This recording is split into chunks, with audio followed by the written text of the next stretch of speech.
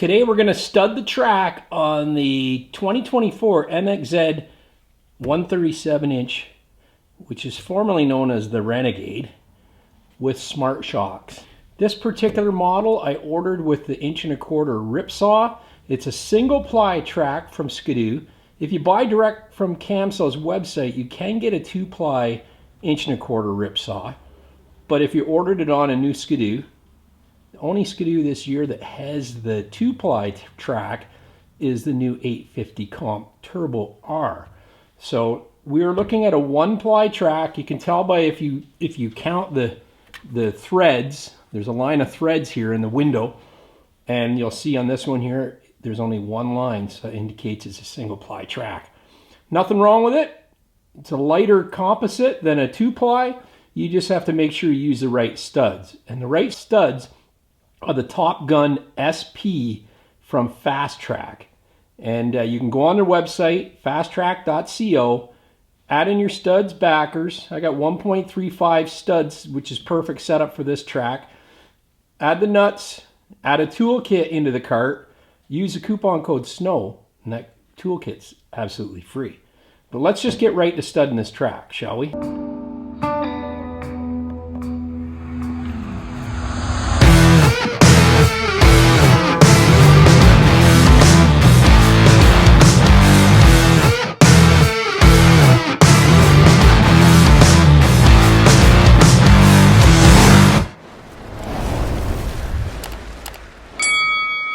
It helps to have the tools handy that you need for the setup. So I've got a corded drill with the plug tool that is included in the toolkit installed already. I've got a Milwaukee cordless 18 volt with a 1/2 inch or a 13 mil deep socket that you'll need for the stud and nuts. We've got this extra backer that they include in the kit, which we've already drilled out. You drill out one side just so that this plug tool can slide through. And you'll see why in a minute. We already had the templates cut out because it's the same configuration we used on the 2018 Renegade with the 1.35 Cobra on it. And then I've got my double backers here ready to go. I've got my single black backers ready to go, and all the studs and nuts that you could ever wish for. I've also got a rubber mallet handy in case I need it to push the studs into the track. My Fast Trac, the Fast Trac paint pen, and a warm thermos of and a thermos of hot coffee. So let's get right to the job. First step, we're going to remove the belt just because we want to be able to spin the track around and it eliminate any of the resistance on the track. It just lifts out like that. We're going to remove the clutch cover. I'm going to take the clutch tool out of the cover and thread it into the clutch assembly like this. Just I'm just going to hang it on the handlebar like that. Now that track is going to spin freely without any resistance from the secondary. Make sure your parking brake is off. Okay, now you can see we can easily rotate the track. And I'm going to start on the arrow here. And I'm going to mark this arrow so I know that it's the start of the process. And we're going to start with template 1. You can see here, get it lined up in the center of the track. We'll go 2 here. See the arrows following in the same direction as the track rotation.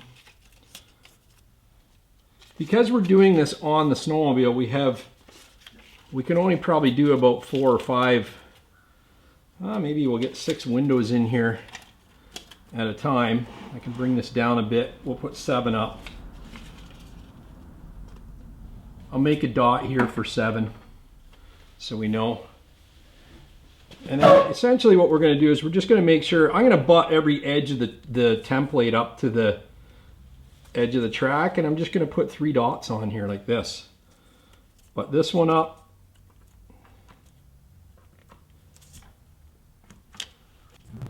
And because we're going to do this on the track, I'm going to just start punching holes now and hope for the best. We want to make sure when we're punching these holes that we're not near any of the bogey wheels. So I'm going to rotate one out of the way of the bogey wheel, and I'll just remove this template here. I'll put it down there.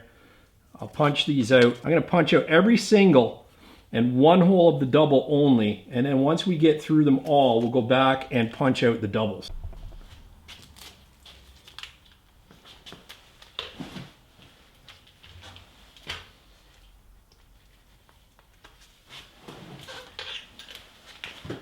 So with this, we want to be as perpendicular. So I want to be as straight to the track as I possibly can. Not like this, you know, not like that.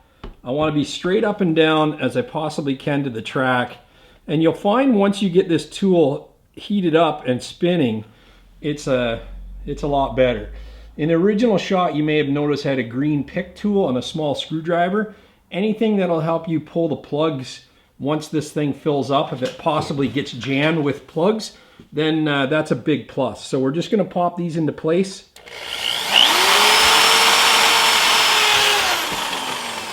And like I said, we're going to do one of the double studs right here.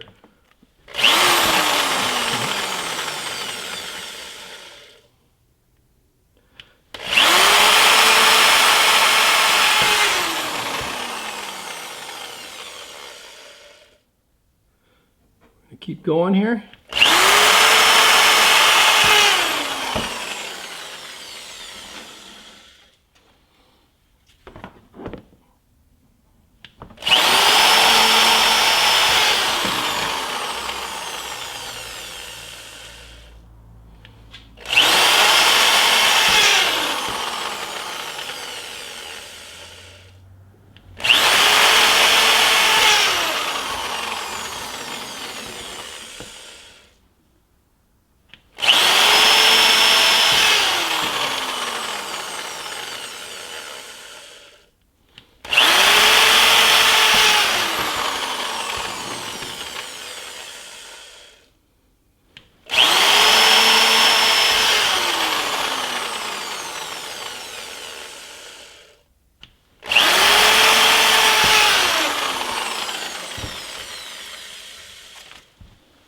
Peel off 6, peel off 7.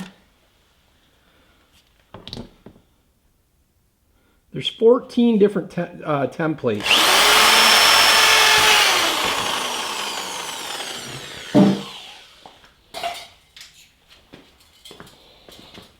I just want to check my tip to make sure that it's clean and clear. So that's why I like this little pick tool. Or a little screwdriver works as well. But be very careful, because if you slip, you're going to hurt your hand. It'll cut right into it. And this tip is very hot, so don't touch it once you start spinning out plugs.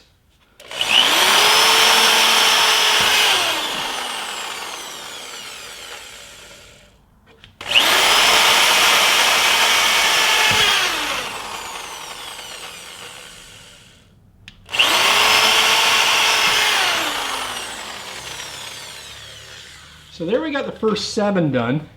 I'm going to go back and might as well do the second stud here while we're here.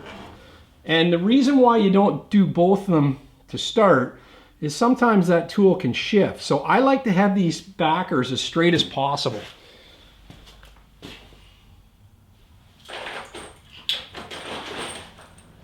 So what we're going to do is we're going to grab our stud kit. And we're going to pop a stud where the double is. So the double part is right here. So I'm just going to push that up through. If you need to get a mallet, don't be shy.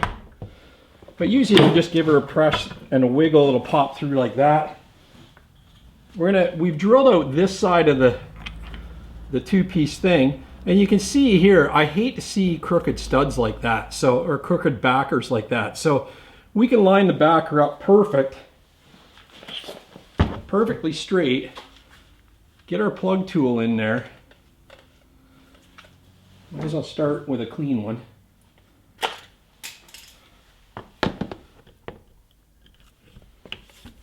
You know, get this as straight as possible. And there's a lot of lines in the track you can use to line that.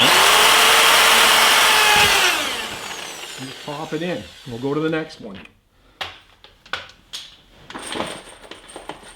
I think we might as well put studs in all the spots as we go. We'll do this a little differently than my other videos.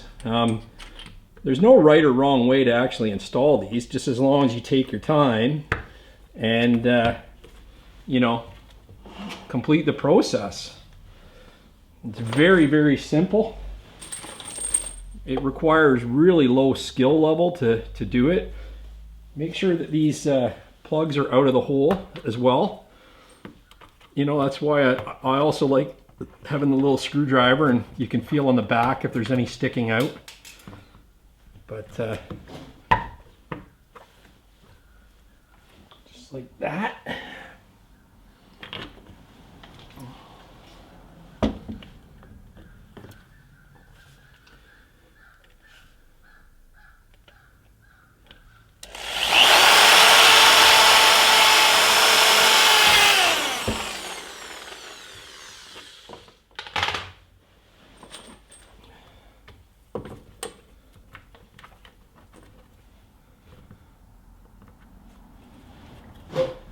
And that's the thing, if you don't use this spare backer, these washers, or whatever you call them, when you tighten the studs down, they're touching like that. They're very close together. Look at the size of those, big footprint for that single ply. So over time, that's not going to pull through. It's going to really resist pull through. It's probably the biggest head I've seen on any stud. But yeah, these are going to fit tight together. So that's why it's really important to use this backer piece, because you can see here the tolerance is very tight, and it's tight for a reason. We want to make sure we use this backer, not another one. I've seen other guys using the FastTrac studs because they're stainless steel. They got a lifetime warranty on them, and there's no shoulder here, so you can tighten it as much as you want. And they'll throw another backer on, but it's not designed like this one. So make sure you use these backers as well, and you won't have any issues. I've got thousands of kilometers on these studs, and I love them.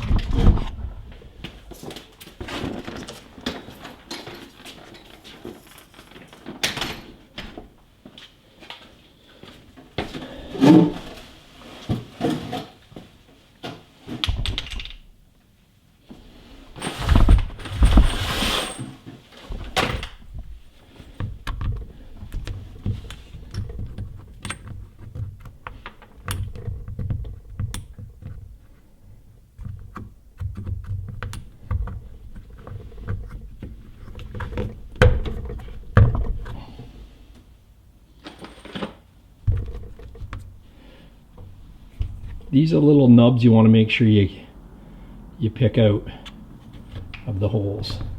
Look at that, I'm right on the money with that white dot. Ah!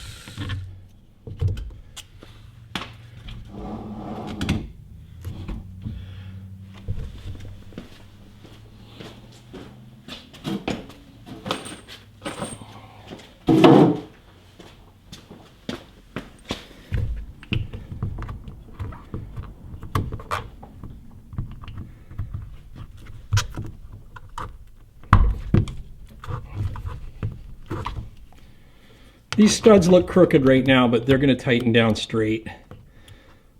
They look amazing once you get going on it.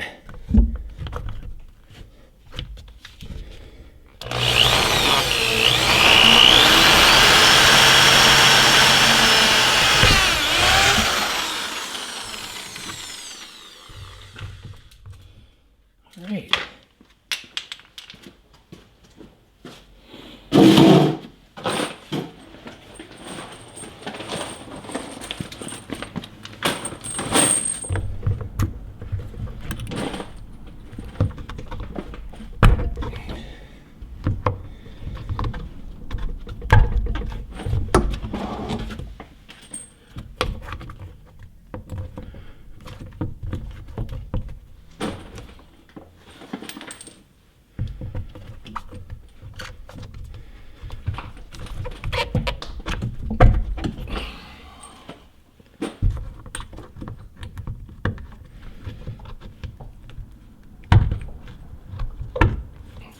All right, should we bolt these rows down?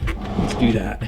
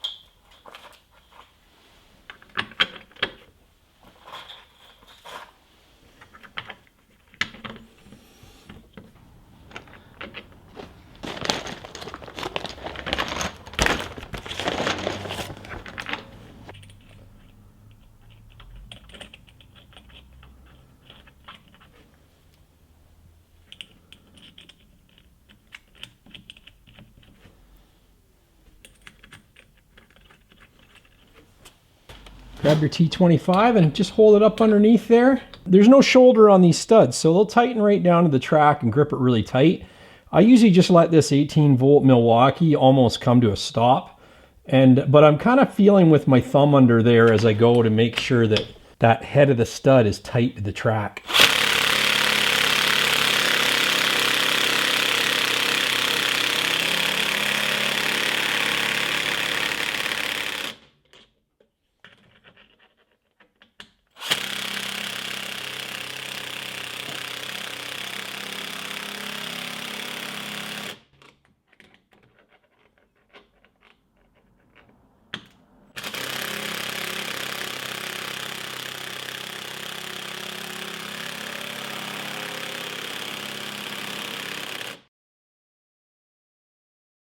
First 7 are done.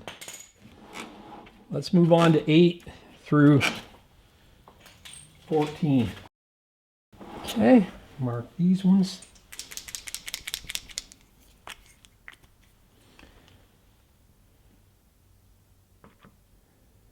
You can see the Ripsaw actually has nubs for stud placement, but don't go by them if you're using FastTrac, because those studs will always be in the same place, where the FastTrac template gives you 14 different locations. So it's a scratch pattern. So if all the studs are following each other, you won't get any hookup. But if they have their own line to bite down in, then you're going to get extreme hookup. And that's what I like about the FastTrac studs, is that they have so many scratch patterns when you're spinning on the ice. It's like Wolverine's claws, man. It's really cool. We'll make 2 dots here where we're at 14, just on the inside of the track, so that I know where we're at with the template, just in case we, have to make a pit stop and forget where we were at. Oh, hot coffee.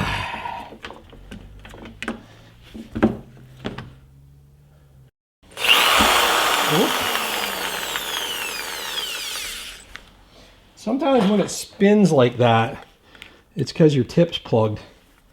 So a good indication that you have to clean it out. You can see here we got a few plugs in there. There's one in the tip caught. Like I said, just be careful. This bit is sharp and it's hot if you've been using it. So here we go. Push that down in there. Well, it might come out the top. It did. You'd be finding those all over the garage floor for years.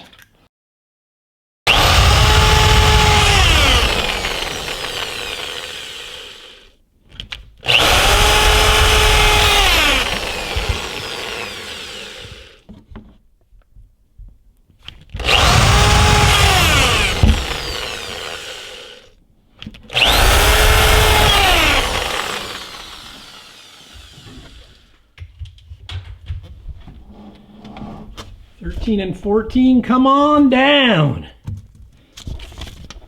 You're the next contestants on The Stud is Right.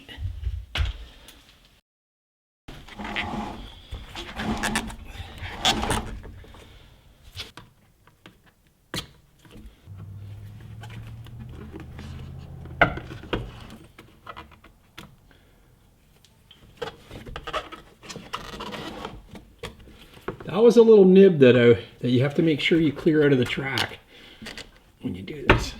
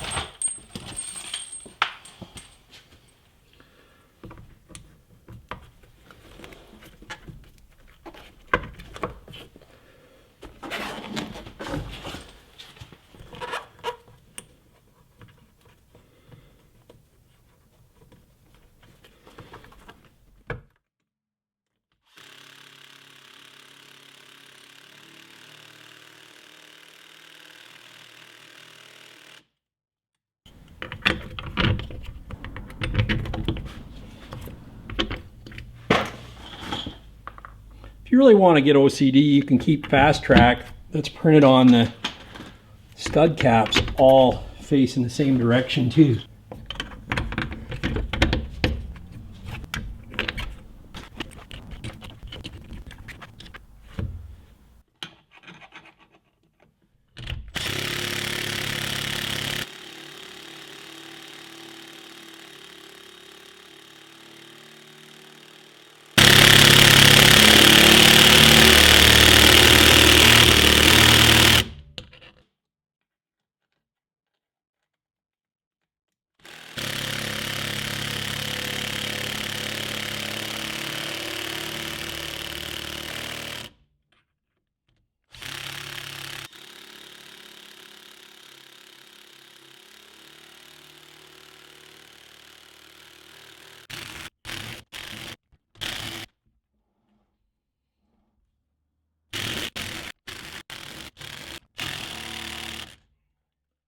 There we go, 14 rows done.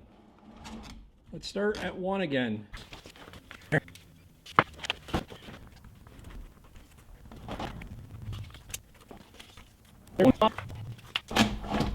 Again, we just want to put in one of the double, we just want to punch one of these double holes, and we want to punch the single hole. And then the second time around, we're going to put the double backer on there to punch out the second one, so we can align these studs nice and straight. Like I said, once that tool heats up, when you press it on the track, it kind of embosses itself in.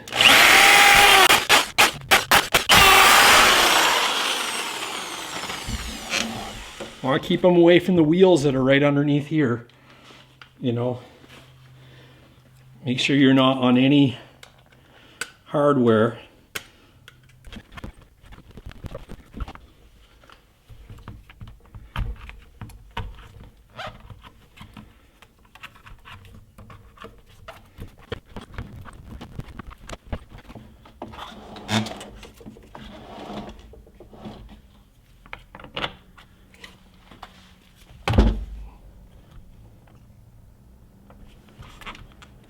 you can see the lines here. I'm just lining that backer up to the lines so it's nice and straight.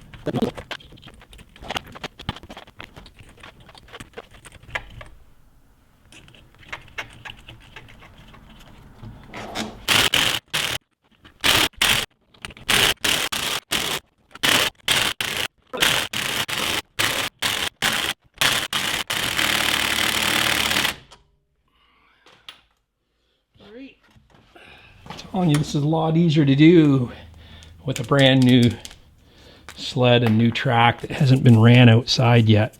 Last year I got my first ride in and had quite a bit of ice to deal with.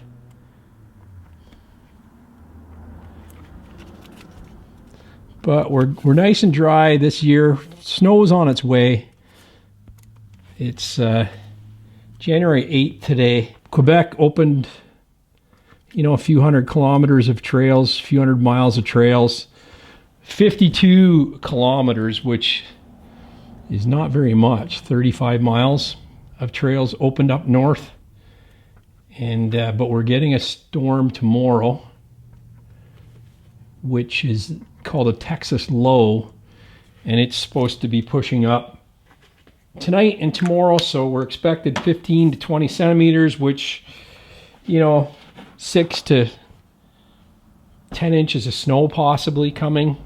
Everybody's hopeful that stuff like the Halliburton Forest will open up this week, but keeping my fingers crossed. It's been so warm, the lakes are still open. Let the tool do its job. Sometimes it goes through easier than others, and you know, sometimes it just pushes right through like nothing. But just let the tool do its job. Don't force it too much. It's a nice little system that FastTrac has here.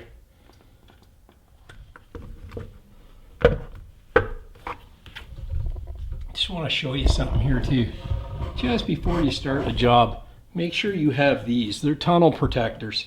So what happens if you bottom out really bad or your track billows, maybe it gets loose over time and the studs come up to try and contact. This is your cooling system here. The heat exchangers at the front. If you don't have this protection, these studs will go up and they'll tear a hole in it. You'll be leaking coolant everywhere. Make sure that you've got tunnel protectors full length on the snowmobile before you start this job. I've got a video showing how to install tunnel protectors if you need to, because my 2022 didn't come with them, but the 2023 and 2024 models do have them pre-installed from factory, but just confirm that before you make an assumption that they're there, and they might not be.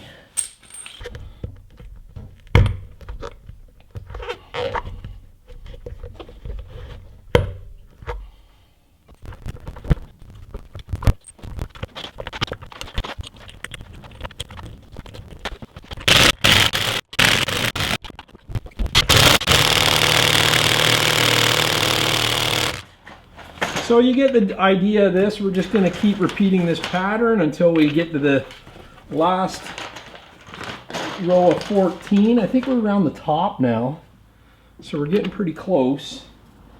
And then once we hit 14, there'll be 7 windows left.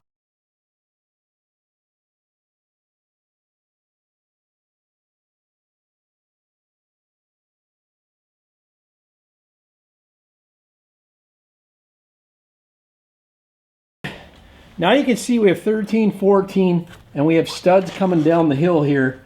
So we're going to start at 7, 8, 9, 10, 11, and 12. And then we are done.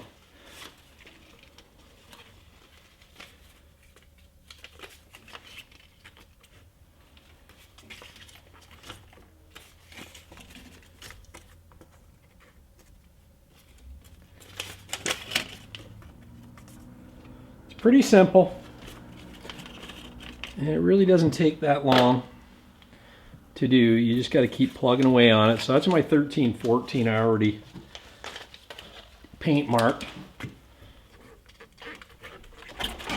So just bring these guys down. It always feels good to dot, drill, dot, punch, and bolt down that last row. There's something about it.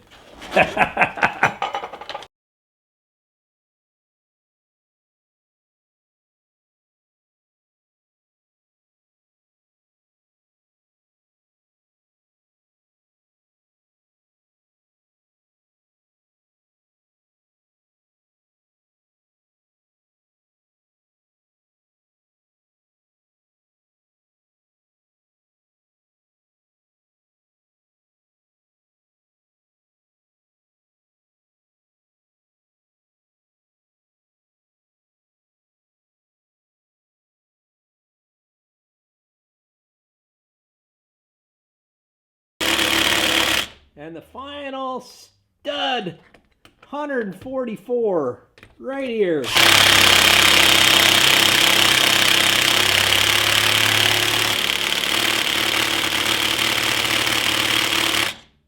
There we go, done. Put the belt back on and we're ready to ride. I just want to check that all the heads are flat in here, that there's nothing sticking up. I felt every one. I'm going to look at the top and make sure I got all the nuts. If I missed any, then this will be a telltale for everything. So I'll just do it twofold. I'll just spin this track around fully. Have a look-see. This is my start. I'm just checking to make sure I've got all the studs. Also to make sure it's flowing freely. Which it seems to be doing the trick, and everything seems to be. I'm looking down in here and I'm looking up top as I go. That is a factory mark here. I know it's not mine, but I think we're good. There's my mark right there. So we've gone fully around. Everything looks good. Everything's nice and straight and clean. Time to put the belt on. Just watch the rotation direction arrow. It's going this way towards the front of the machine. Just going to pinch it in like this and give her a little twist as we push in. Yep, you're good. As I loosen this, I'm just going to try and keep the belt up as high on the clutch that I can, because I just when we start this up for the first time, I don't want it down in second gear.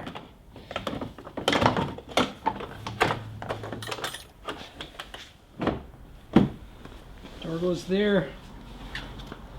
Watch your tab right here. It's got to go in the hole, or you'll scratch your panel. And we're done. Track is finished.